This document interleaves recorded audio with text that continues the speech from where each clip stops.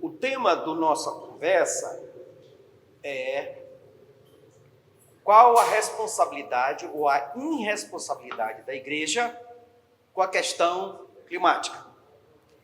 E eu começo lendo um texto do profeta Oséias, que diz o seguinte: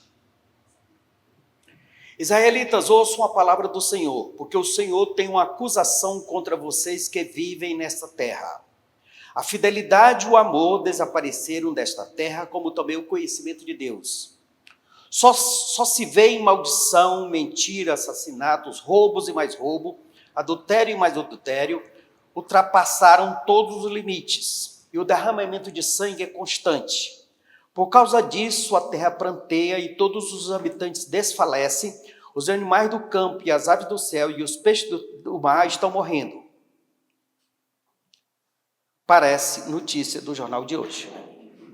Mas é um texto bíblico de alguns séculos atrás.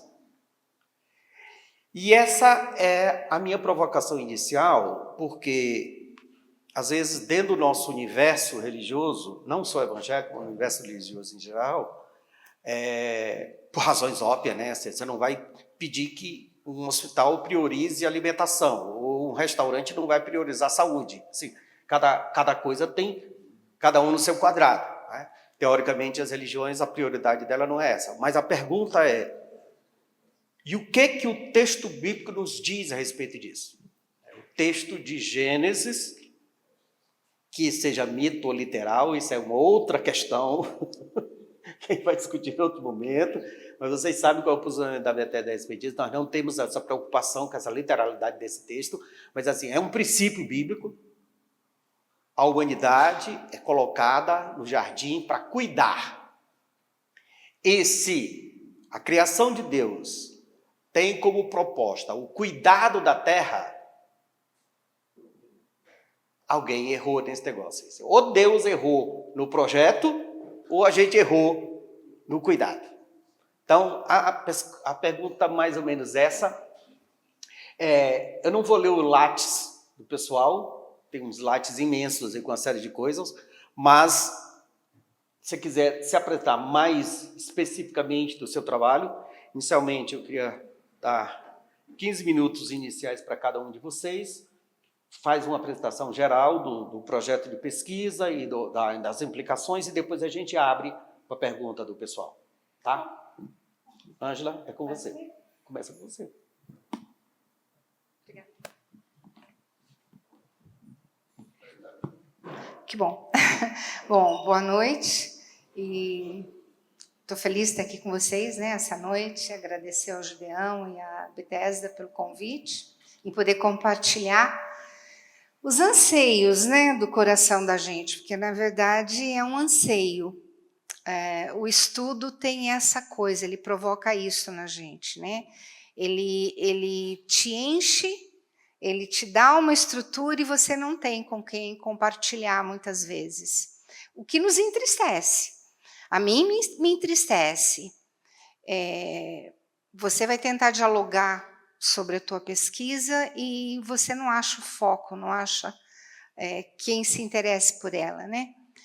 Essa semana mesmo, o mês passado, saiu um artigo nosso, eu até trouxe o livro para presentear ao Gedeon.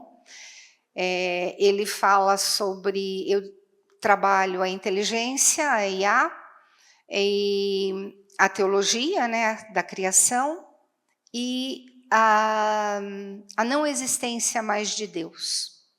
Então, nós não temos mais um espaço para Deus. Mas eu espero que esse espaço a gente possa falar um pouco do quanto isso significa, né? Minha caminhada foi o que me provocou a buscar sobre meio ambiente. Em 2002, minha formação primeira é química. Em 2002, eu fiz uma pós em ervas medicinais, plantas medicinais. Gosto de uma plantinha, uma ervinha. Sou chegada numa ervinha. E acabei indo para a África, nessas coisas de... Eu perco o amigo, mas não perco a piada. Chegada uma ervinha... Mas isso, Gideão, é tua mente, Gideão. Você provoca, agora a gente não pode provocar, né? Então, nessa chegada numa ervinha, gosto mesmo, gente, um chazinho de funcho, né? Olha, eu sei todo o porquê se faz, por que se toma, né? O açafrão, por que se faz, o chá não pode ser muito forte, porque ele é muito ácido, ele muda o pH da urina e do monte de coisa, o pH sanguíneo. Então, químico tem essas coisas. E eu pesquisava o movimento de Lausanne, na verdade, o Pacto de Lausanne. Consegui uma bolsa, fui fazer meu doutorado na Universidade de Coimbra, uma bolsa sanduíche. Faz um parênteses aí e explica Pacto de Lausanne, que nem todo mundo... Tá, é assim, ó. Em 1974, a igreja estava pegando fogo. E a América do Sul, nós, os argentinos, colombianos, venezuelanos, o pessoal do Peru, Costa Rica, né, Orlando Costa, não aceitavam a teologia. Aliás, o Ricardo Godin escreveu sobre isso, eu usei ele como um teórico meu, nesse livro aqui, tá? Teoambientologia, onde eu criei, no meu doutorado, essa fala, né, esse conceito. Teoambientologia é um conceito. Então, eu pesquisava o Pacto de Lausanne, que foi uma época, em 1974, que um grupo de cristãos se reuniram na Suíça para perceber que alguma coisa estava errada, 1974, com a igreja. A igreja estava num processo de esfriamento na Europa e, consequentemente, nos Estados Unidos, chegando menos na América do Sul. Mas a América do Sul, nossa teologia era uma teologia importada dos Estados Unidos, da influência de Scofield, da Bíblia Scofield, e isso não era a teologia que os pais da missão integral, na época, a primeira onda da missão integral, René Padilla, Samuel Escobar, Orlando Costa, e depois teve a segunda onda, que entra o Valdir Stanagel, e a terceira onda entra o Ariovaldo, o Ed René. Então, a gente teve muitas ondas, né, da missão integral. Mas, voltando para Lausanne, esse povo criou, eles fizeram um documento de muitas laudas e muitos anos de pesquisa e foram para Lausanne. E lá em Lausanne, o evento tinha sido patrocinado pelo Billy Graham, o pessoal que custeava Billy Graham. Naquele momento, foi um grande evento, 4.500 pessoas, enfim. Então, eu pesquisava isso, nascedouro da missão integral. Nascedouro, por quê? Porque os teólogos latino-americanos, esses nomes que eu citei, eles queriam formar uma teologia com a cara da América do Sul, com o sofrimento da América do Sul, com o sofrimento dos países latino-americanos, né? Isso incluiu o Brasil. Nós tivemos muita participação da Assembleia de Deus em Lausanne, em 1974, assim como tivemos também alguns presbiterianos do Mackenzie na época. Bom, depois Lausanne é aquele pedido de perdão e arrependimento. Nós nos arrependemos porque não trabalhamos a educação, nós nos arrependemos. Então, foi um pedido. O documento que sai em Lausanne é um documento que chama Pacto, porque a igreja, naquele momento, 4.500 líderes, né, 150 países, fazem o pacto de pedido de perdão. O Pacto de Lausanne hoje é movimento. Ele aconteceu em 2010, em Cidade do Cabo, aconteceu em 2024, agora na Coreia, e eles sempre produzem documentos semelhantes ao Pacto de Lausanne. Então, eu estava, como vocês veem, em 2014 eu estava pesquisando Lausanne e continuo até hoje. Tem 2 artigos meus sobre esse mesmo tema, na revista Davar. Os 2 artigos estão na Davar. Lausanne, 1974, e Lausanne, 2010, 2024, Coreia. Está dando para entender? Então, eu estava lá. E, como missionária, sou missionária, sempre fui enviada como missão, fui para a África, e na África eu vi a necessidade que aqueles missionários tinham, né? Os missionários, eles não sabiam lidar com a necessidade da população. Era só o evangelho da salvação, aceita Jesus e você vai para o céu. Mas a necessidade básica, saneamento básico, as doenças normais, né, na região eu estava em Guiné-Bissau, tifo, malária, enfim, essas doenças, e mesmo na época era o ebola, estava em Guiné-Conakry. Se evitava, mas não se tinha solução para o problema, que estava baseado no não conhecimento da educação ambiental. Então, a gente entendeu, e aí eu mudei a minha pesquisa e comecei a estudar educação ambiental.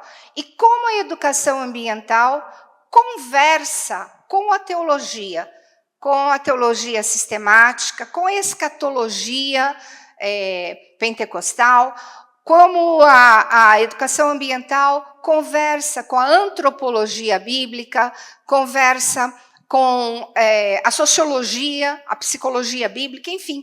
E fui descobrindo na Bíblia vários trechos interessantes. E aí eu mudei a minha pesquisa e cunhei esse nome, teoambientologia. O que é a teoambientologia? Ela é um conceito em formação.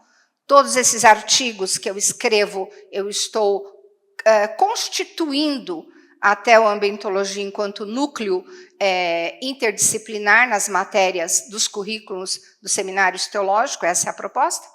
Então, a gente construiu ela em 3 pilares: educação ambiental, que são os saberes da educação ambiental, gestão de residual, enfim, água, tratamento. A educação teológica, nessas matérias que eu citei, para se fazer missão. Então, nós criamos um currículo. Para isso, a gente investigou várias escolas, 5 escolas, 5 faculdades na época, para ver se discutiam nessas escolas, no TCC dessas escolas, algo que falasse sobre meio ambiente. E nossas faculdades e universidades da época, 2014, não discutiam o tema. A única que nos trouxe informação foi um seminário teológico em Viçosa, o SEM, Seminário Evangélico Missionário, mas ele não era considerado uma faculdade, e a faculdade de Londrina, a FTSA. Essa sim trazia pesquisa de missão integral e um único TCC sobre o meio ambiente, né? Então, a gente percebeu esse gap, que a igreja ela não tem conhecimento do texto bíblico e não percebe, como o Gideão citou, que de Gênesis a Apocalipse nós encontramos pegadas hídrica, pegada do carbono, e a gente encontra na Bíblia, eu até estava conversando com a Mariana, em Deuteronômio 22, né, no versículo 9. Eu acho bastante interessante. Não sei se alguém tem Bíblia, mas o texto vai dizer assim: não cruze. O 22, são muitos versículos, e a gente só passa o olho, né? Mas ele diz assim: não cruze na tua vinha 2 espécies diferentes de vinha. Você achou, Rebeca? Não? Não cruze na sua vinha 2 espécies diferentes de vinha, para que o teu plantio não seja maldito. O que ele estava... Você achou? Ninguém achou? Lê para mim. 22:9, acho. Não semearás a tua vinha com 2 espécies de sementes, para que não degenere o fruto da semente que semeaste e a messe da vinha. Ótimo. Degenerar. Por quê? Porque você vai mudar o DNA da semente original. Pegar a Uvitalia ou a Cabernet Sauvignon, sei lá, misturar com a Niágara. Enfim, você vai degenerar a semente matriz. O que é isso? Que alimento a gente está tendo que tem modificado? Transgênico. Então, o texto está falando disso. Né? Um outro, lê para mim, acho que é o 2. Se você estiver andando no caminho, achar um ninho de passarinho, é o em seguida desse. Acho que é o próximo, o 10º. Não lavrarás. Não, é o outro. O anterior, então, o 8. Quando edificares uma casa nova, Não, também não é. É um que ele fala, quando você estiver andando no caminho, encontrar um ninho de passarinho, olha que coisa. Lê para mim, por favor.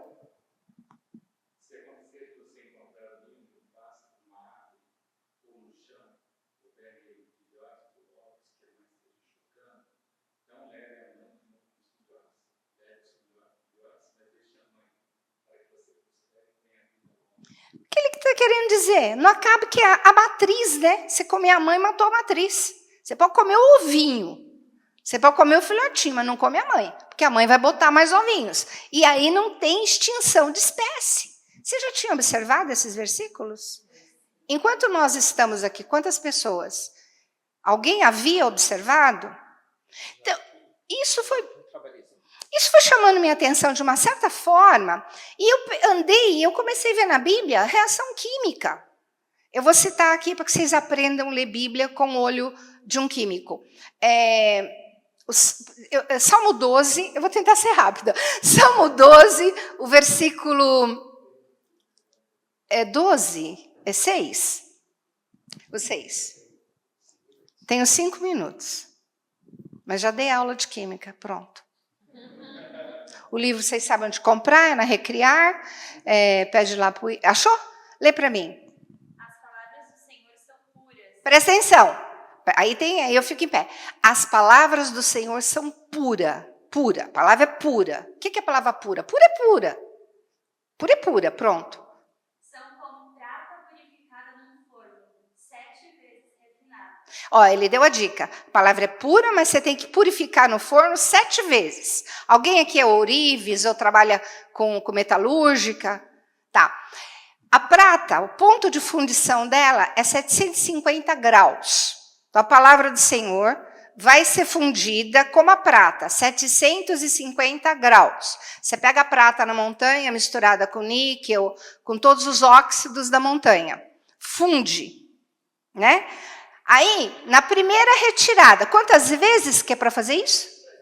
7. Porque na primeira, a prata decanta, sobe a sujeira. Você retira a impureza.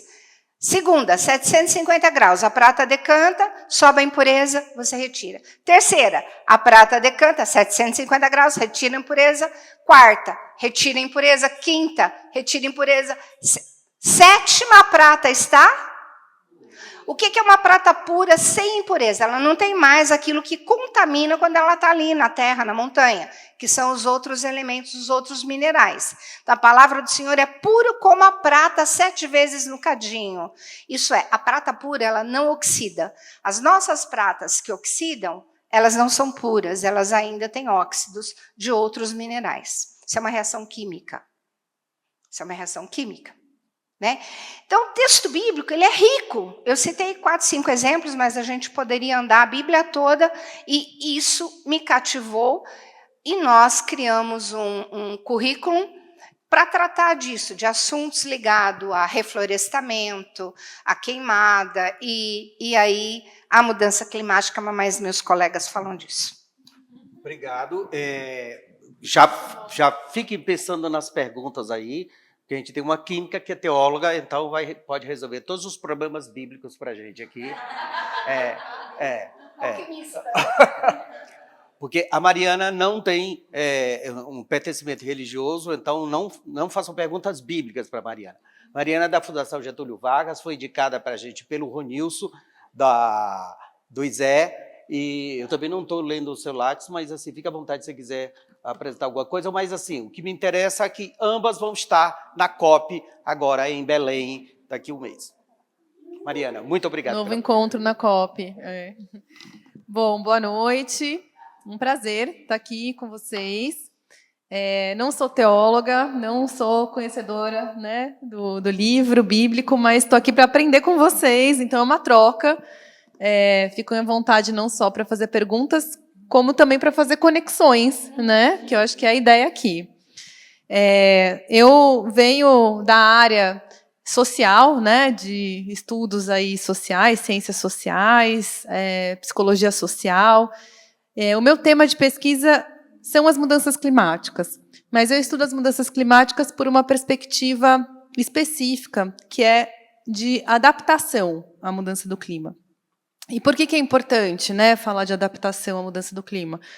Porque a gente vive um momento em que a gente já tem tantos gases de efeito estufa que foram se acumulando na atmosfera, né, nos últimos 150 anos, especialmente, que mesmo se a gente zerasse, parasse de emitir, quer dizer, parasse de usar carros movidos a combustível fóssil, então a gasolina, a diesel, se a gente parasse de usar termoelétrica para gerar energia, se a gente parasse de voar de avião, mesmo assim, a gente ainda teria muitos anos pela frente vivendo as consequências desse acúmulo dos gases na atmosfera.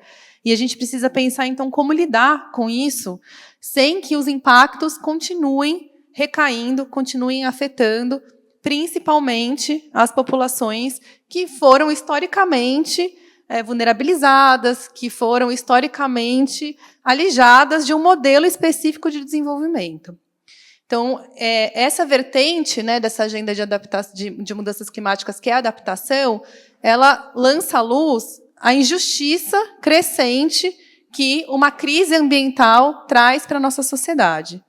Então, ela é, ao mesmo tempo, um reflexo de um modelo que foi construído com base na concentração de renda, com base na extração e na exploração do meio ambiente, como se não tivesse amanhã, né? Como se a gente pudesse extrair toda a riqueza o mais rápido possível, concentrar, e que, por sua vez, se reflete, tornando ainda mais desigual a nossa sociedade, né? Então, como se a gente estivesse num espiral, num roda-moinho aí entre sociedade, meio ambiente e uma crise, né, que é uma crise humanitária, e que a gente precisa, então, pensar em como a gente vai lidar, quais são os mecanismos, né, de transformação. Então, a palavra muito importante é transformação, e aí a gente pode pensar também como isso aparece, né, na teologia, como isso aparece, que eu sei que está bem presente. E aí, contextualizando, né, do que a gente está falando na prática. Então, a gente está falando desse fenômeno, que é um fenômeno, inclusive, químico, né, que acontece em escala global. Então, tanto faz se a gente lança, por exemplo, 100 toneladas de CO2, né, que é o gás carbônico, que é um gás aí de efeito estufa, aqui em São Paulo, ou se estão lançando lá em Pequim, na China. O efeito vai ser o mesmo, né? Tanto faz, ele é um fenômeno global. Porém, os impactos da mudança do clima, desse aquecimento da temperatura média global, os efeitos são sentidos localmente, muito diferente. Então, assim, quem mais lançou os gases de efeito estufa ao longo do tempo na atmosfera, nessa nossa atmosfera que é compartilhada, né, que é um bem comum, foram os países hoje chamados desenvolvidos, ou do norte global, qualquer um desses termos que a gente queira usar, que foi basicamente os países europeus, os Estados Unidos, né, então os países aí, até os asiáticos, como a China hoje, que é um grande emissor de gás de efeito estufa, mas quem mais sofre com os efeitos da mudança do clima, com então as tempestades, com deslizamento de terra, com inundação, até com onda de calor, são os países do sul global, ou esses de baixa e média renda.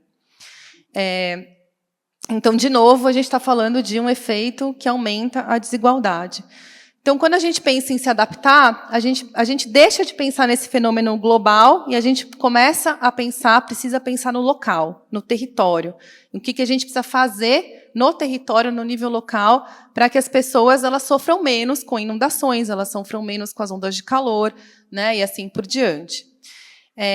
A gente já vive a emergência climática, portanto, nesses eventos extremos que já fazem parte do nosso cotidiano, né? Então, em São Paulo, por exemplo, no ano passado, a gente teve uma tempestade tão intensa que choveu em um dia o que era esperado para chover, metade do que era esperado para chover o ano inteiro, 114 milímetros.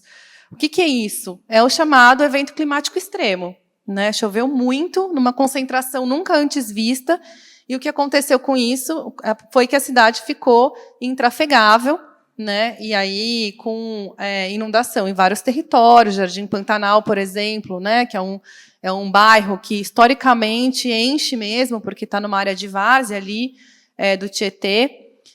ficou de novo inundado, as pessoas saíram da sua casa, a prefeitura veio logo depois com um movimento político que foi decretar remoção de mais de 5.000 famílias dessa área, quer dizer, tirar das casas, tirar ali de um território onde elas têm um vínculo social, inclusive.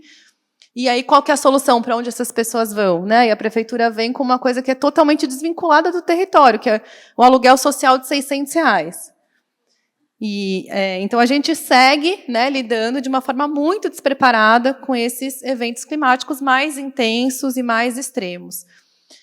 A gente tem outros exemplos muito emblemáticos que certamente vocês vão lembrar, que foram, de novo, chuva, só que no Rio Grande do Sul, né? Não preciso nem falar muito, porque acho que vocês lembram bem.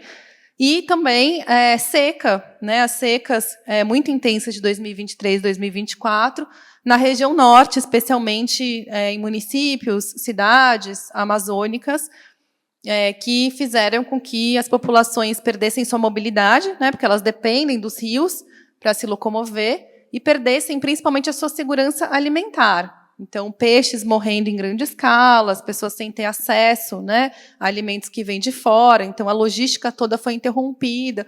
Os efeitos eles aí se dão em cascata, né? A gente vê que eles perduram por muito tempo, porque afetam, inclusive, a saúde das pessoas, que é uma coisa que geralmente fica mais invisibilizada. A mudança do clima, então, ela tem um efeito que tem sido mais discutido na mídia, nos estudos, que é, por exemplo, o aumento das chamadas doenças transmitidas por vetor, dengue, chikungunya, zika.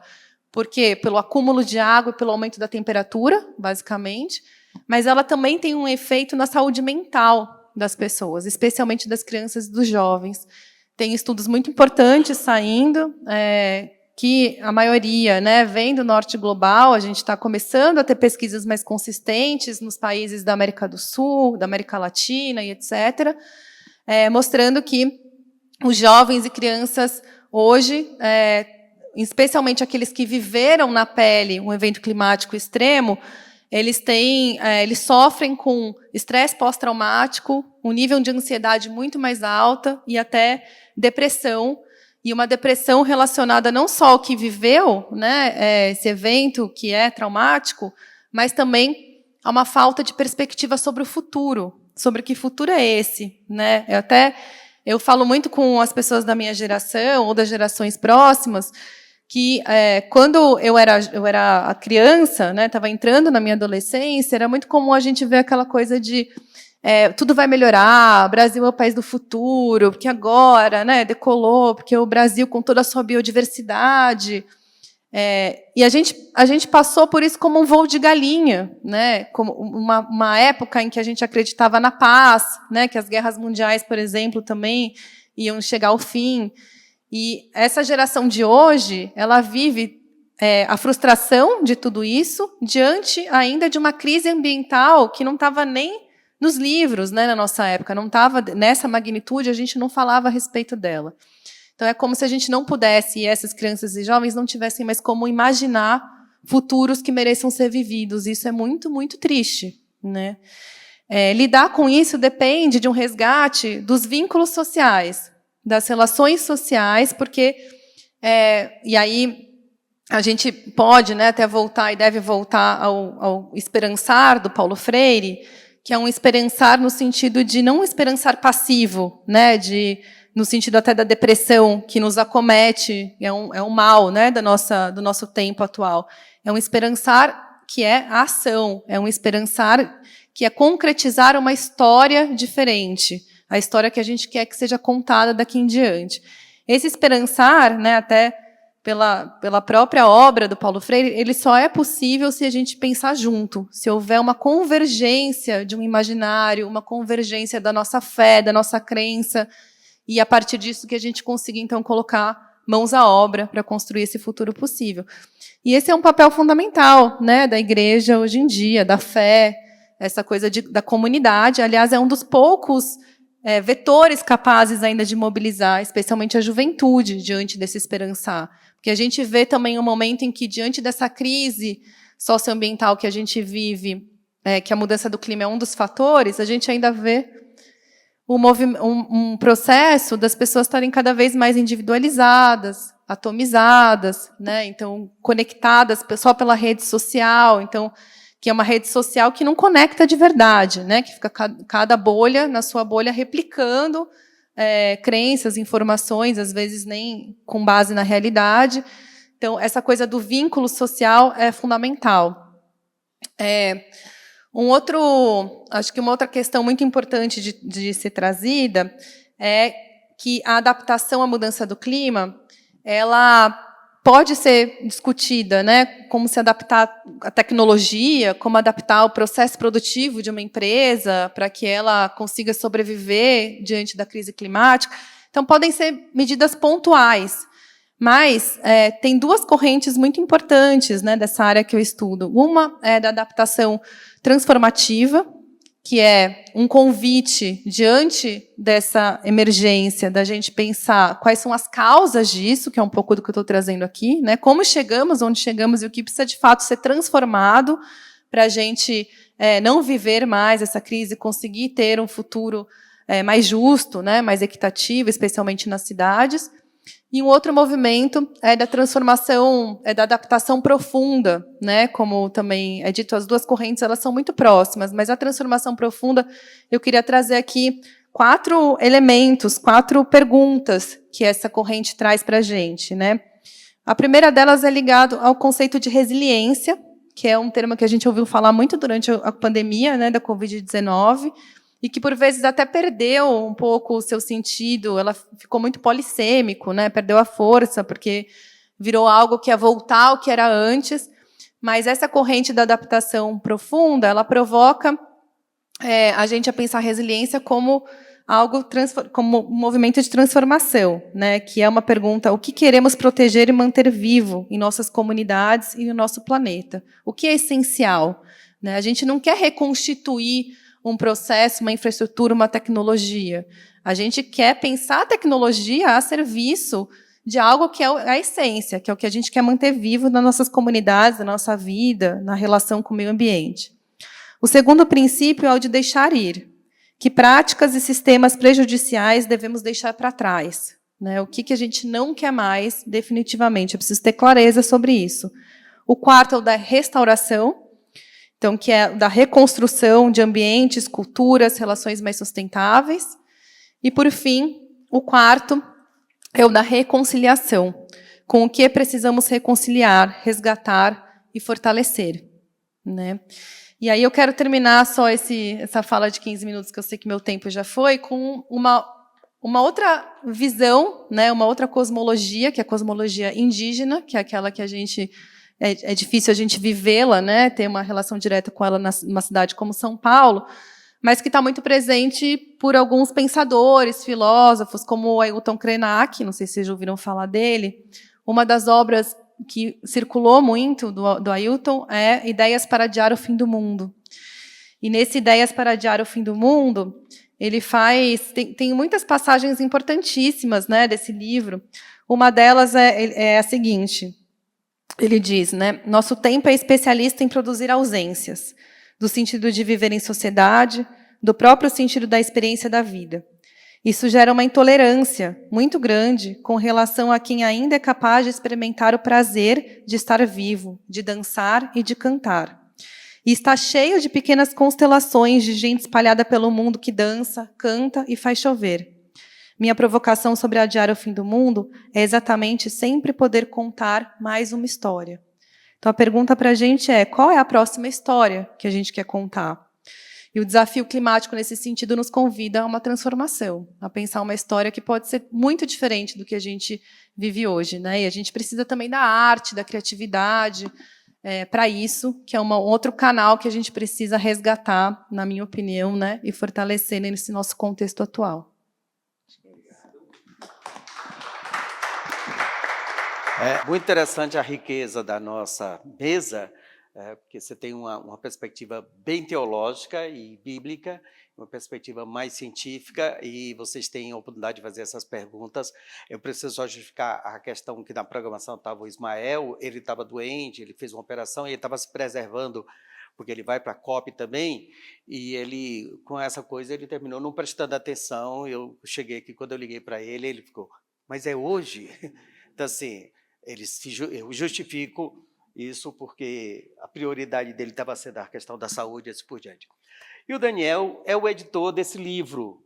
Então, assim, a oportunidade da gente ouvir, e eu gostei muito dessa ideia de pensar nas crianças, já que a minha geração, vou falar da minha geração, perdeu já as oportunidades que tinha que fazer alguma coisa e não fizemos, e chegamos onde chegamos. Então, quem sabe a próxima geração seja a nossa esperança. Daniel, obrigado pela sua presença. Boa noite a todos e todas. Obrigado, Gedeon, pelo convite. É muito honrado de dividir essa mesa com gente tão admirável. Eu preciso dizer, antes de qualquer coisa, que eu não estou aqui na condição de um especialista nem em teologia, não tenho formação teológica, nem em ambientalismo ou ecologia ou algo do tipo. Também não sou uma liderança religiosa, sou um editor de livros. Sou, por formação, jornalista. Sou graduado em comunicação social pela Unesp, lá de Bauru, no interior do estado. E sou, por atuação, gerente editorial na Mundo Cristão, que é uma das editoras evangélicas mais tradicionais do nosso país. Estamos completando 60 anos de atuação no Brasil neste ano de 2025. E é curioso porque, neste ano em especial, nós estamos olhando um pouco mais em retrospectiva para a nossa própria história, a história da Mundo Cristão como editora, e é inevitável pensar nessa questão da responsabilidade da igreja sobre a questão ambiental, sendo que nós estamos identificados como editora, não só identificados, mas nós somos parte integrante desse grande movimento evangélico brasileiro.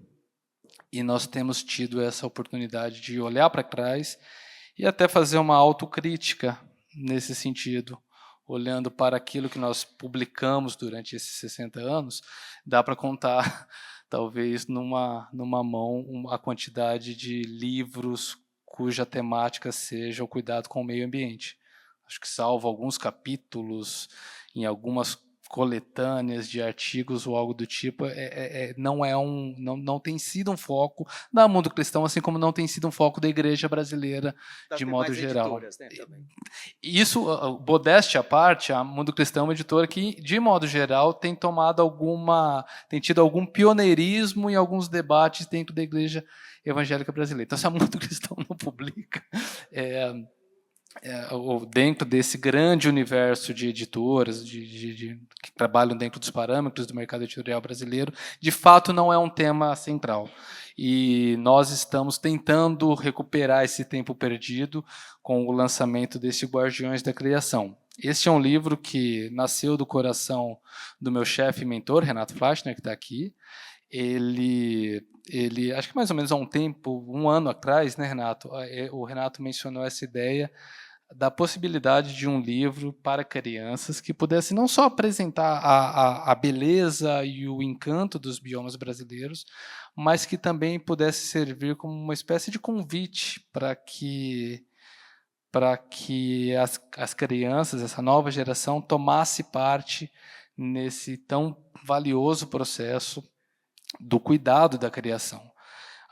Então, foi a partir desse estalo inicial do Renato que nós buscamos a Susana Klassen. Vale a pena mencionar, esse livro foi escrito por ela não poderia estar aqui hoje por uma série de razões, mas ela seria uma pessoa também muito importante para falar sobre esse processo. Estou representando-a aqui esta noite.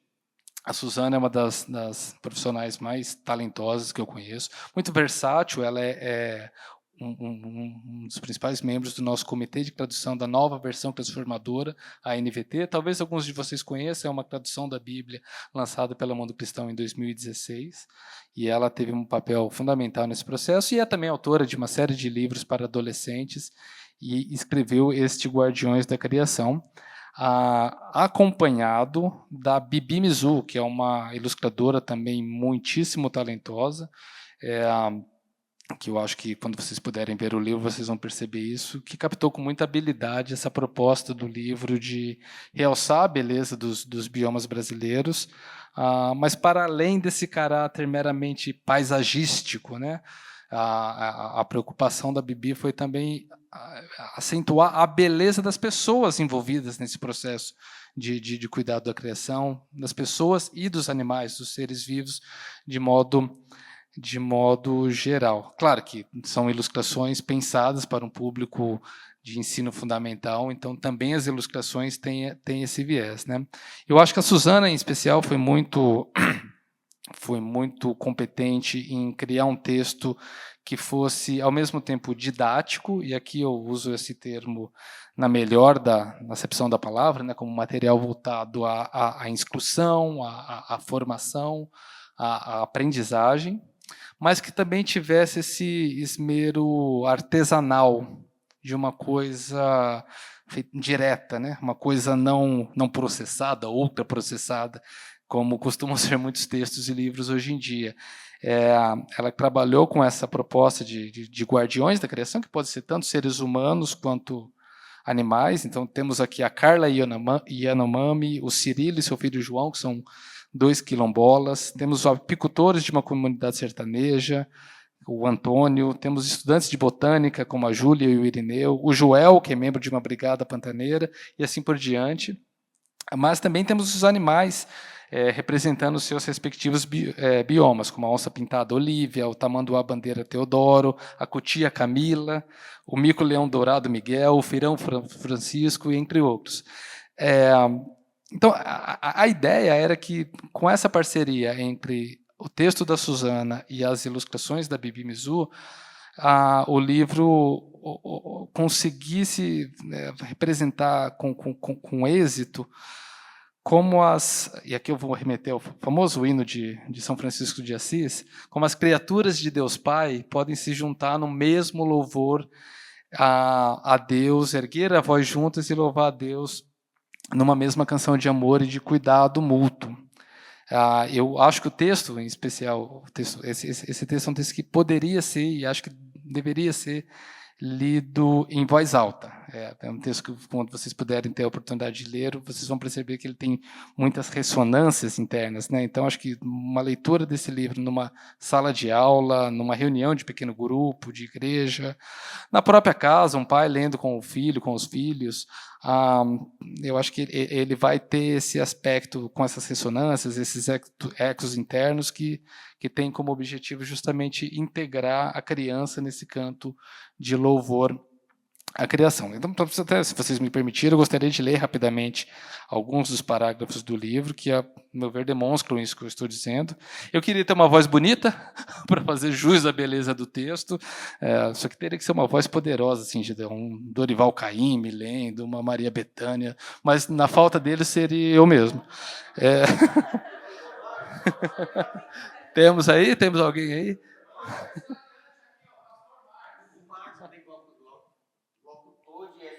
Olha, eu acho que se ele tiver com o livro na mão e puder ler, eu acho que seria o texto das 3 primeiras páginas. Mas tem que ser no microfone. Mas tem que ser no microfone. Tá gravando, mãe. Já fizeram isso comigo outras vezes. Não pela voz, mas... Então, assim... E é o aniversário dele hoje, gente. Então, pronto. É o presente que a gente está dando para ele. Qual? As 3 primeiras páginas, por favor. A partir da... Desta aqui. Começando com essa. E as 2. Depois a Amazônia. Não, depois tá, só essas... As 3 primeiras. Aqui. Som. Ok, vamos lá. Obrigado pelo presente de aniversário. Antes de tudo existir, Deus existia. Cheio de amor, bondade e alegria, Deus cantou, dançou e criou. Para cada melodia do Criador, algo diferente se formou. Estrelas e planetas, céu e terra, rios, florestas, desertos e pântanos. animais de todos os tipos, grandes e pequenos, e seres humanos de feições e cores diversas. Deus olhou ao redor, sorriu com satisfação e declarou: é tudo muito bom. Nesse universo muito bom que Deus criou, há um planeta azul cheio de vida. No planeta azul há um país imenso, de rica variedade e beleza. No país imenso há um lugar misterioso, secreto e quase sempre silencioso. Hoje, porém, é só rebuliço, pois algo muito especial está em andamento. Veja, são os animais de todos os cantos, representando suas regiões. E com eles, guardiões aos quais Deus confiou sua criação. Vieram falar do que há de melhor em suas terras, mas também de algumas coisas que apertam o coração. Vieram renovar a esperança e lembrar que não existe esforço pequeno ou sem importância. Trabalho de formiguinha, dedicado ao Criador, é abençoado, multiplicado, é transformador.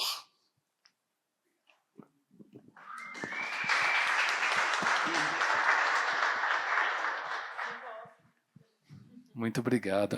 E aí, na sequência, o livro vai abordar cada um dos 6 biomas brasileiros, né? Da Amazônia à Caatinga, do Cerrado à Mata Atlântica e do Pantanal ao Pampa. E a cada página, os guardiões da natureza vão compartilhar as belezas, os desafios e as esperanças de sua região. Eu quero lembrar também vocês que na última página do livro existe um código QR, um QR Code, que vai remeter a um PDF que contém alguns recursos adicionais e algumas atividades divertidas para quem queira se aprofundar no conteúdo do livro.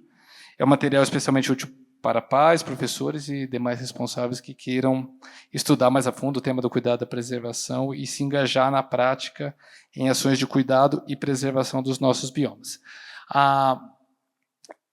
Uma última palavra que eu gostaria de deixar antes de encerrar minha participação é o seguinte, aqui eu vou tentar falar um pouco como teólogo, tá, Gideon? Eu não sou, como eu disse, eu não tenho formação em teologia, mas estou na igreja desde que nasci, então eu acho que posso citar alguns versículos aqui e ali para exemplificar um pouco também do que orientou as nossas decisões a respeito da publicação deste livro, que, se Deus quiser, vai orientar também a decisão de alguns outros. Eu acho que é de fundamental, da maior importância hoje, buscar um equilíbrio maior entre uma teologia da criação, uma teologia na qual nós relembremos que Deus diz que é muito bom aquilo que Ele criou, Ele diz isso repetidamente no relato de Gênesis 1. E precisa equilibrar isso com a teologia da queda, a teologia de Gênesis 3. Historicamente, a igreja, pelo menos desde Agostinho de Hipona, vem enfatizando, talvez demasiadamente, a teologia da queda, a doutrina da depravação humana, uma doutrina que fala mais sobre a nossa pecaminosidade do que sobre a beleza da criação. Então você tem esses dois polos brigando, num certo sentido, e é preciso integrá-los. Existe Gênesis 1 e existe Gênesis 3. Mais do que isso, eu diria que nós devemos pensar numa teologia da nova criação, uma teologia de novos céus e nova terra. Eu aqui vou beber um pouco da fonte de um teólogo anglicano chamado N.T. Wright, se vocês me permitem, de uma forma bastante sucinta. Ele vai dizer basicamente o seguinte, né, que Deus fez o mundo e o fez bom. Algo deu errado com o mundo. Um dia, Deus virá para colocar tudo em ordem. Se você remove a bondade da criação, o que resta é um juízo em que o mundo é jogado fora como lixo. E o que vai restar vão ser anjos e santos sentados em uma nuvem desencarnada, tocando harpas desencarnadas. Se você remove o juízo, sobra este mundo aqui, repleto de cinismo, de ceticismo, sem qualquer esperança de transformação. Mas, se você juntar criação e juízo, você tem novos céus e nova terra. E E esse novo céu e essa nova terra não é uma criação ex nihilo, como se diz na teologia, que é uma criação a partir do nada, como foi a criação primeira, mas sim uma criação ex vetere, uma criação a partir do velho, a partir do que já existe. E o modelo para isso é a ressurreição de Jesus. O corpo de Jesus não ficou no túmulo para depois ganhar um novo corpo.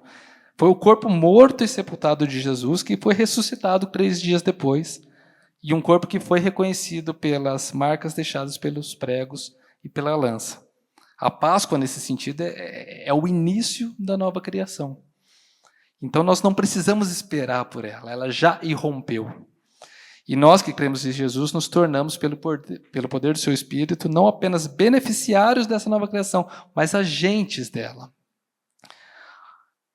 O apóstolo Paulo, no capítulo 15 de 1 Coríntios, um capítulo que é todo ele sobre ressurreição, o apóstolo Paulo conclui no versículo 58 dizendo: Portanto, meus amados irmãos, sejam fortes e firmes, trabalhem sempre para o Senhor com entusiasmo, pois vocês sabem que nada do que fazem para o Senhor é inútil.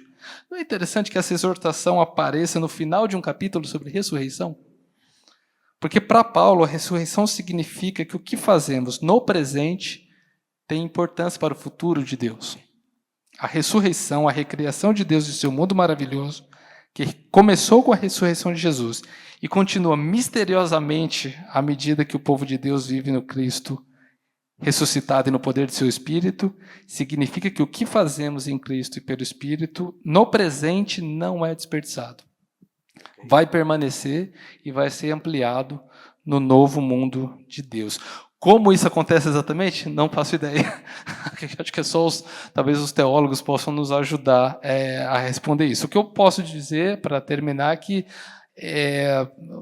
vamos estender esse convite para que todos nós nos tornemos, de algum modo ou de outro, guardiões da criação, visando esse novo céu e essa nova terra, e começando por aqui, tendo o nosso Brasil, os seus biomas como nosso ponto de partida. Ok, obrigado.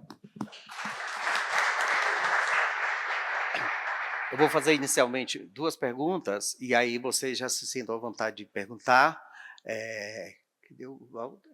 Tem que vir fazer aqui no microfone por causa da gravação, né, Cláudia? Ok, tá. Ângela, nós esquecemos do Gênesis, do cuidado, que isso é o mandato primeiro de Deus.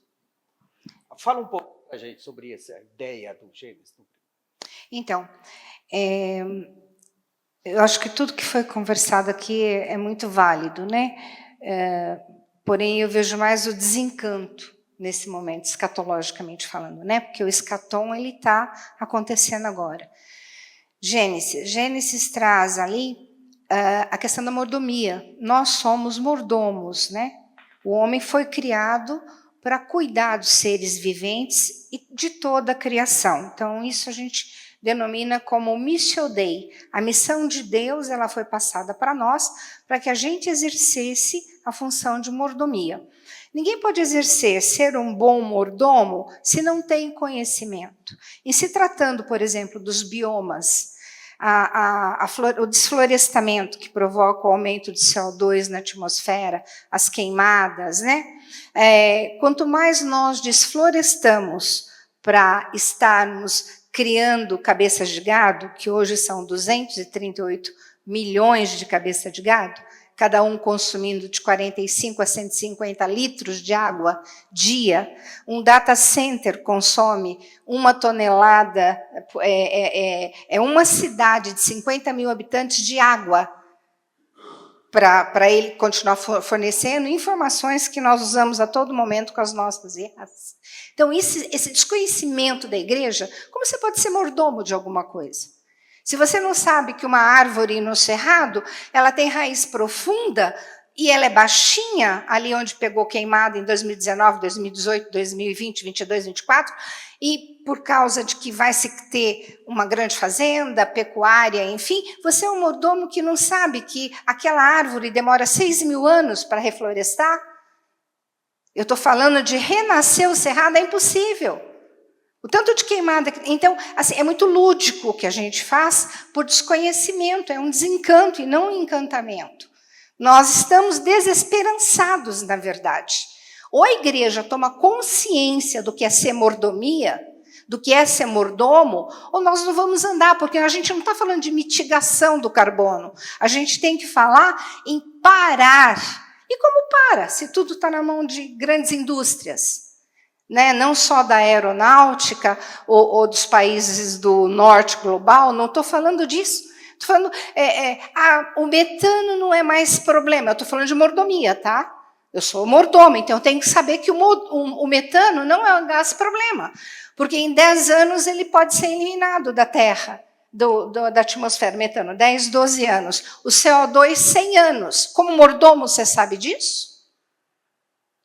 Você sabe quantos ovos bota uma tartaruga? Que mordomo é você que não sabe quantos ovos bota um jacaré? Que tipo de mordomo nós somos? Então, quando o Senhor nos colocou para que fôssemos mordomos, Ele disse para nós, para que nós não comêssemos da árvore, do fruto, do conhecimento, e nem o da vida eterna. Nós comemos o do conhecimento. Então, conhecimento ninguém pode frear, mas a igreja estagnou por causa de teologias errôneas. A igreja estagnou por causa de influência, de missão errônea também. Hoje nós temos o Papa Francisco, que faleceu, mas deixou um legado enorme, Laudato Si. Quem não leu o Laudato Si não sabe o que está acontecendo no mundo. Eu pedi perdão, que nem o povo de Lausanne, quando em 2014 eu comecei a estudar a teologia católica. Pedi perdão. Sou cristã evangélica há 40 anos. Fui ensinada o que é do diabo e o que não é do diabo, né? Então, é desse jeito que é. Então, eu sou uma péssima mordoma. Como eu não sei fazer o meu molho de tomate, eu compro pronto. Né? Não saber fazer o molho de tomate é uma piada que eu faço. É porque nós não sabemos quantos ovos bota uma cobra. Eu não sei. Eu estou me sentindo péssima. Pronto, que raio de mordomo. Eu nunca imaginei que eu tinha que saber quantos ovos o jacaré... Tu não é mordomo? Tu não é mordomo? Não tem que cuidar das tartaruguinhas lá da Praia do Forte, na Bahia? Então tem um monte de coisa. Então a gente fala do texto bíblico que nós somos colocados no jardim para cuidar do jardim. Só que a gente volta para o jardim. Volta. Pois é. Só que a gente não sabe quando lê um Krenak que ele está falando dos povos originários e ninguém participou do não ao marco temporal. Quem participou do não do marco temporal? Eu também. Então, tem um monte de coisa. Nós estamos indo lá na COP para ver essas coisas e enfrentar. Nós vamos apanhar, lógico que vamos. Mas a gente sabe o que a gente está indo fazer lá. Né? Passamos para minha colega. Mariana, você falou aí, se nós parássemos hoje com esse estilo de vida, de consumo, tudo, mesmo assim, demoraria muitos anos para voltar ao normal, se é que voltaria. Com o ambiente na mão dessas grandes empresas, das petrolíferas e assim por diante, você tem, ao ver, alguma possibilidade disso ser alterado ou a gente está só esperando mesmo a morte chegar?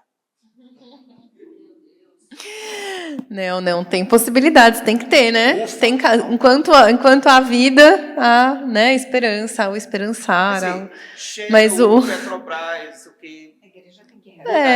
Qual que é o caminho, né, para, assim, o que precisa estar confluindo na minha visão e também um pouco do que a gente estuda, né, na história das transformações, quando o poder, porque a gente está falando de uma relação de poder muito desequilibrada, né, uma Shell da vida, uma BP, uma Petrobras, inclusive, né, quando decidem aqui explorar o petróleo na foz da Amazônia, na zona equatorial ali, né, da floresta, a gente está falando de uma decisão sobre Belo Monte, a gente está falando de uma relação de poder, né, porque não é que não houve resistência, inclusive dos povos originários da floresta, né, da população ribeirinha, da população indígena, da população quilombola local, mas essas vozes elas são totalmente abafadas.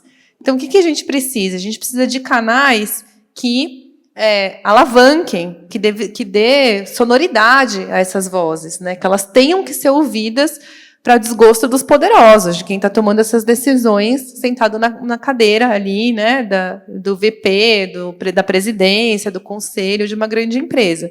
Que caminho é esse? A gente tem o caminho da democracia, né? Então, o caminho da política pública é fundamental. A gente precisa tomar parte dos nossos espaços de participação na política pública, nos conselhos ambientais, nos fóruns ambientais, nos comitês de bacia, né? Que é um serviço, é um trabalho. Se a gente está falando de ser mordomo, a gente precisa ocupar esses espaços.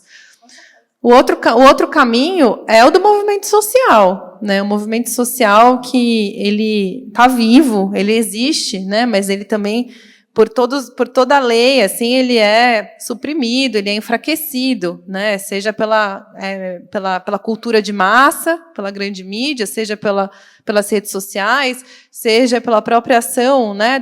De quem está no poder. Mas o movimento social, o movimento de base, ele é fundamental. A gente precisa resgatar. Não há outro caminho para a transformação que não seja reocupar os espaços públicos e fortalecer os vínculos sociais. É por aí que a transformação vai se dar. Ok. Perguntas? Você está com o microfone aí, Walter? Levanta a mão aí.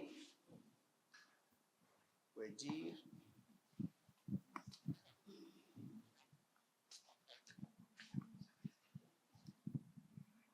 Boa noite. Boa noite. Meu nome é Ed Carlos, faço parte aqui da Igreja Bethesda. Primeiro, agradecer a presença de vocês aqui para falar de um tema tão atual e importante. A minha pergunta ao mesmo tempo que é uma pergunta, é um sentimento, é uma crítica.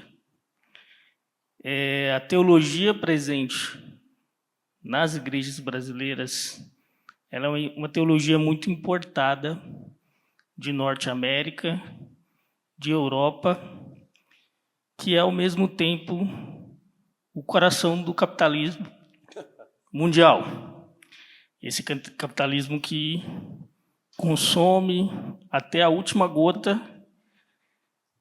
E a minha pergunta é, será que esse apagão que a gente tem do pensamento do meio ambiente na igreja brasileira, ele é um sintoma ou ele é um efeito de um casamento do capitalismo com o cristianismo, sendo que ambos, esse pensamento teológico, vem da maior nação capitalista do mundo, que é a Norte América, ao mesmo tempo em que produz riqueza, produz bem-estar social, ele também não debate dentro das nossas igrejas a questão ambiental, a preservação do meio ambiente, e, ao mesmo tempo, combate o pensamento dos povos originários que estavam aqui,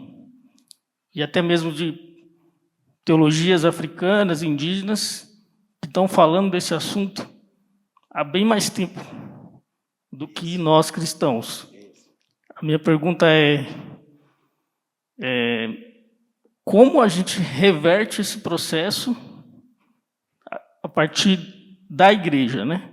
Como é que eu, como instituição, eu, como igreja, consigo trazer esse tema para discussão e, ao mesmo tempo, pegando o gancho da sua fala, de pensar desse novo céu e nova terra como sendo aqui, como sendo trazer o divino para a terra e não pensar no divino como uma retirada da terra para um outro lugar. Ótimo. Essa é a minha colocação. Alguém tem outra pergunta? Porque já emenda, já faz um combo. Aqui, Walter, por favor. Que já são 9h22. Boa noite, eu sou o Vitor. E para quem acredita no livro do Apocalipse como profecia, está escrito lá que a terra vai ser destruída e que uma terça parte das árvores vão queimar e que a água vai se tornar amarga.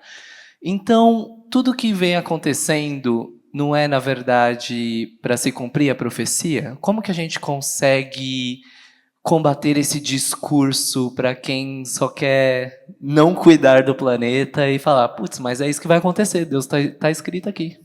Legal. Jesus está voltando. Sim, claro.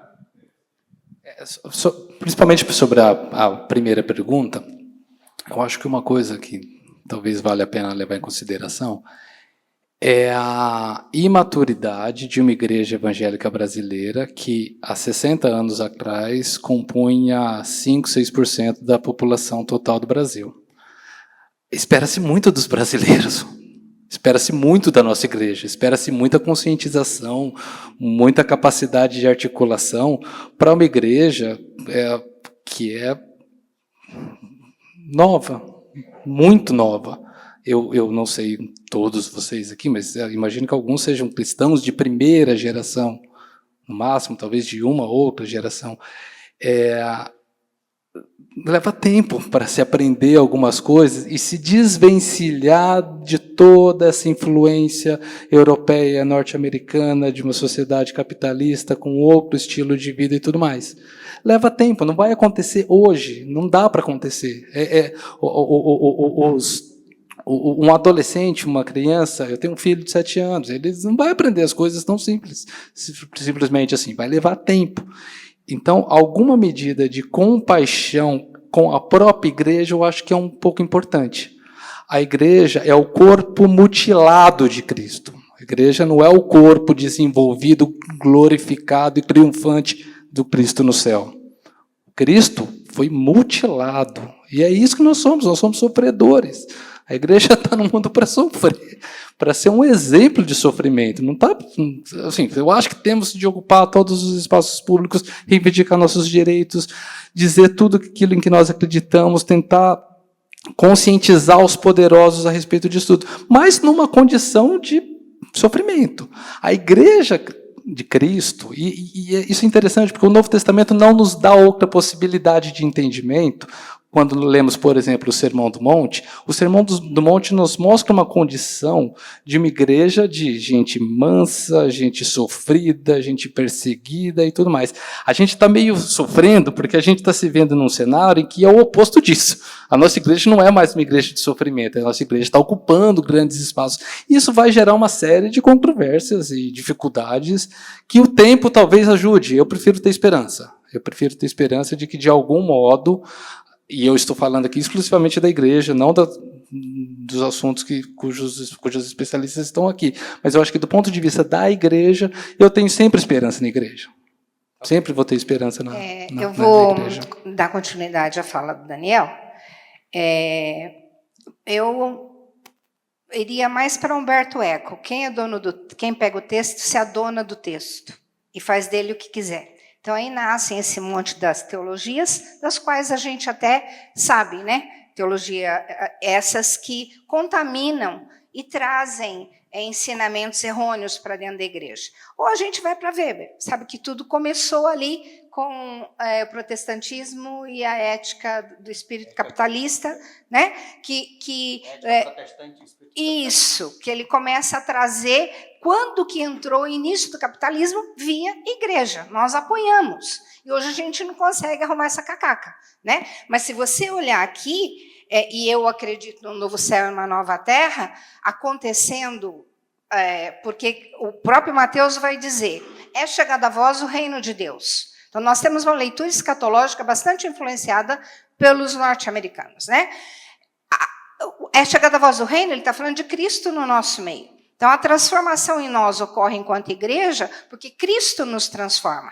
O nosso viver é Cristo, que Paulo vai falar, é o transformador do dia a dia da vida do cristão.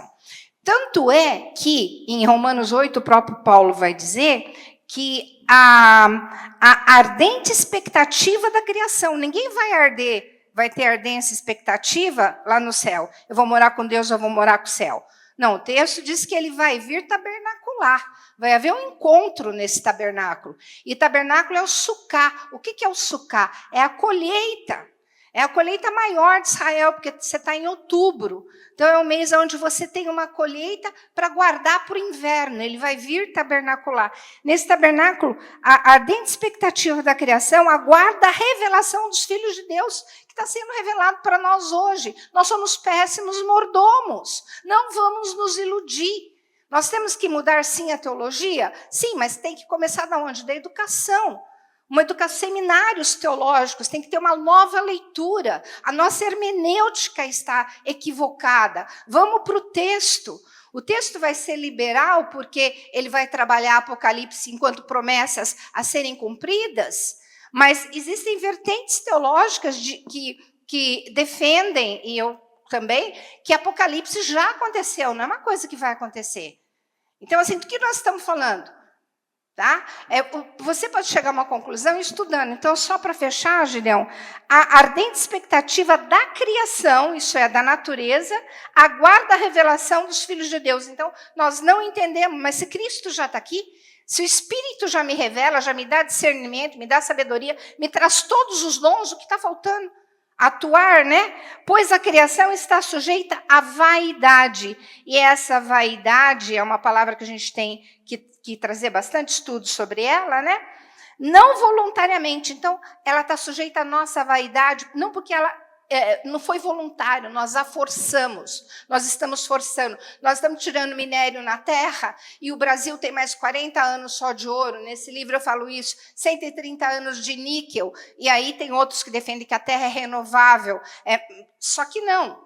Né? Os minérios eles são esgotáveis, existe um esgotamento do cobre, do níquel, uma relação toda, e se quem quiser também pode buscar na internet, que esses dados estão lá. Na esperança que a própria criação seja redimida do cativeiro. Isso tem que acontecer agora. Porque, sim, da corrupção para que a liberdade da glória dos filhos. Então, quer dizer, a corrupção vai ser lá no céu? Não, eu sou nova criatura, no céu não vai ter corrupção. Por que eu quero muro de jaspe e muro de chão de terra de ouro no céu? Me fala. Eu vou morar no céu, eu vou morar com Deus, onde tem muro de jaspe. Eu quero ouro no céu. Eu quero ouro aqui, né? Me dá meu jaspe aqui. Então, essa teologia, sabe? Vocês estão entendendo o que eu estou falando? Né? E quem vai fazer isso? Nossa, através do quê? Conhecimento.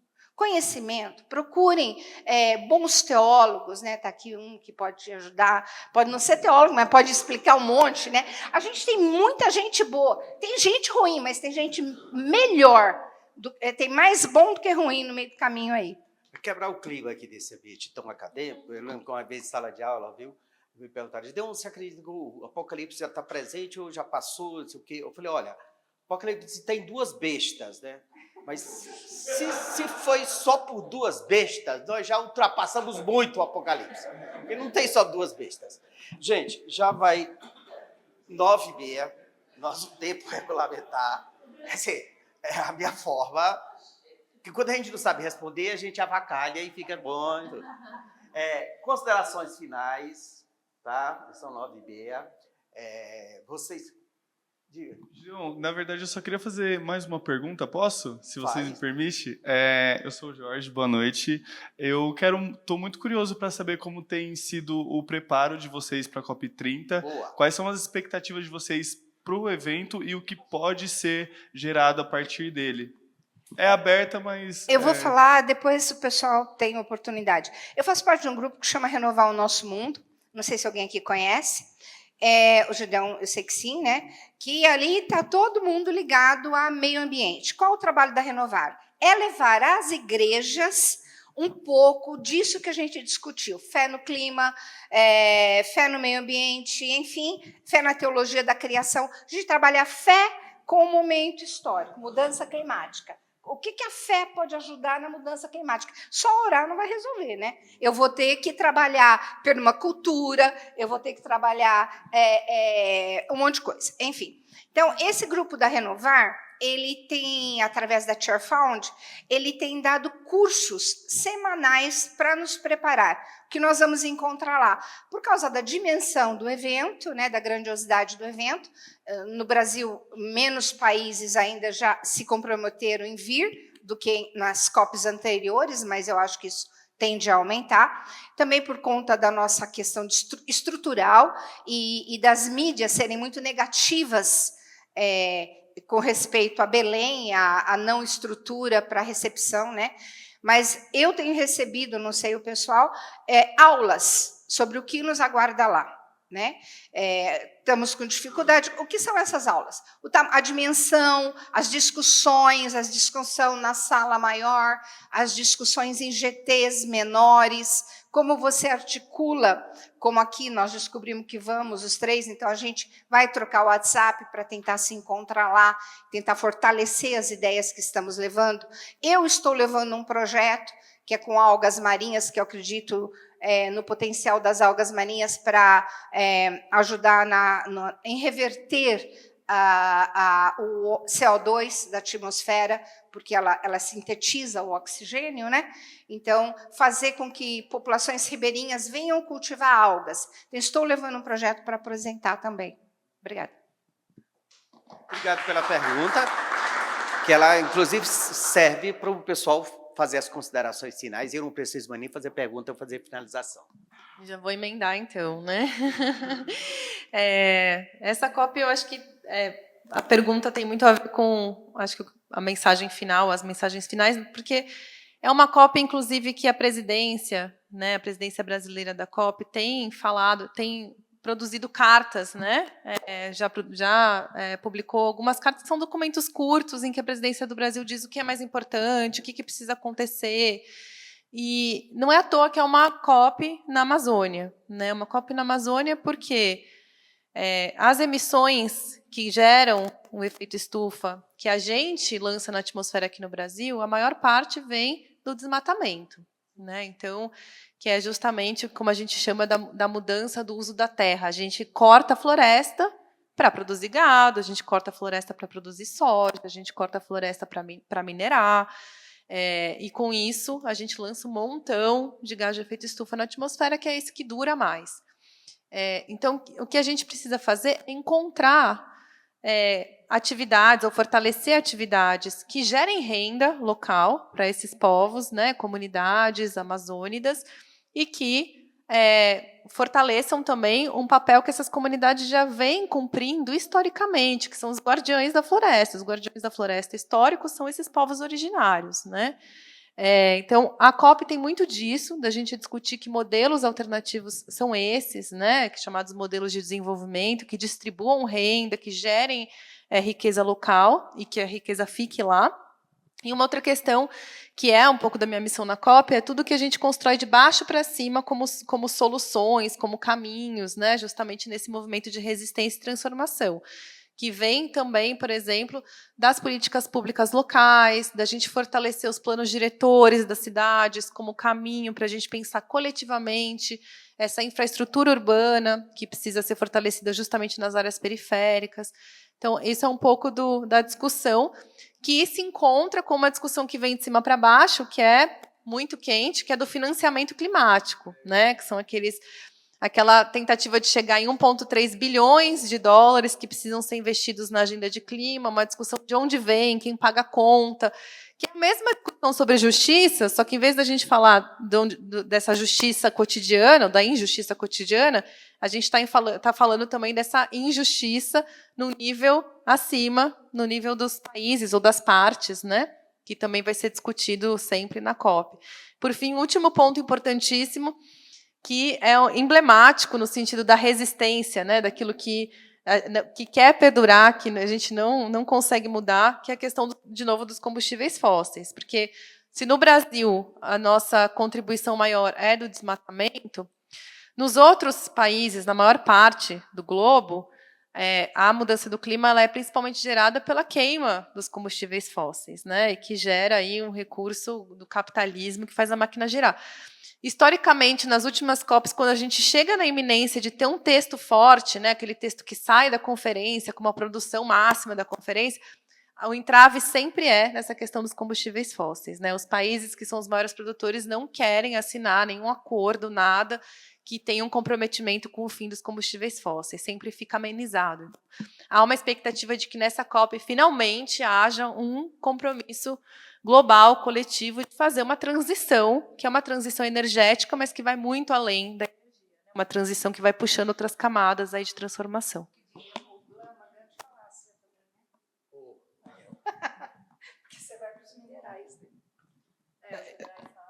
Esse livro não ficou pronto apenas para o nosso evento de hoje, mas ele também foi inicialmente pensado para a COP30. Ele, se vocês observarem, questão no lançamento desse projeto, e a Visão Mundial terá uma série de iniciativas para trabalhar esse livro e uma série de outras iniciativas durante a COP30. E como uma palavra final, eu acho que vale a pena pensar nesse tipo de parcerias que a gente pode tentar buscar, tanto em nível individual quanto em nível institucional.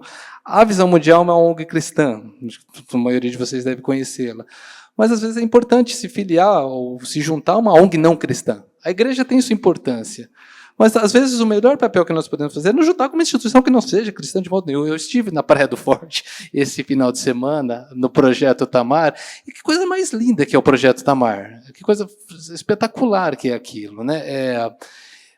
Ele não é cristão, e é melhor que não seja. Às vezes é melhor que não seja, porque tem um outro foco, um outro tipo de preocupação que não vai envolver necessariamente um trabalho de evangelização. Às vezes é perigoso misturar as coisas. Eu fiquei imaginando isso. Eu fui fazer um passeio, uma visitação de observação de baleias em alto mar lá na Praia do Forte. Isso foi sexta-feira passada.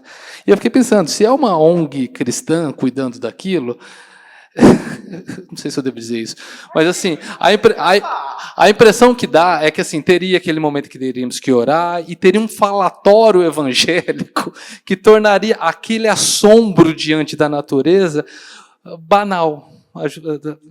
O fato de que fosse um biólogo me conduzindo até ali e explicando aquilo na linguagem do biólogo e não na linguagem evangélica, tem a sua importância. Eu acho que nós não podemos nos restringir a pensar apenas igreja. O nosso papel também é auxiliar e promover boas iniciativas seculares, inclusive governamentais ou não governamentais, mas que sejam iniciativas que, de fato, estejam cooperando para o cuidado da criação de Deus. A gente entrou atrasado na conversa e não pode entrar querendo sentar na janelinha e ensinar. Tá? E aí eu também não esperava uma grande multidão hoje, porque esse é um tema que não chama muita atenção. Mas os jovens já fizeram aqui no mês passado, o Walter ainda está por aí? Os jovens fizeram um evento com a PAT, que é uma articulação evangélica de jovens, Nós na Criação, tem o Fé no Clima, do ISE, e tem o Renovar. Então, tem diversas articulações aí do mundo evangélico, do mundo religioso, mas não só isso. Tá? E com um pouco de atraso, mas a gente tem esperança do esperançar que a gente, no mínimo, possa fazer alguma coisa. E uma das propostas é essa, sentar para conversar. E muito obrigado por quem saiu de casa hoje à noite para vir, segunda-feira à noite, para ouvir essa discussão. Obrigado a vocês.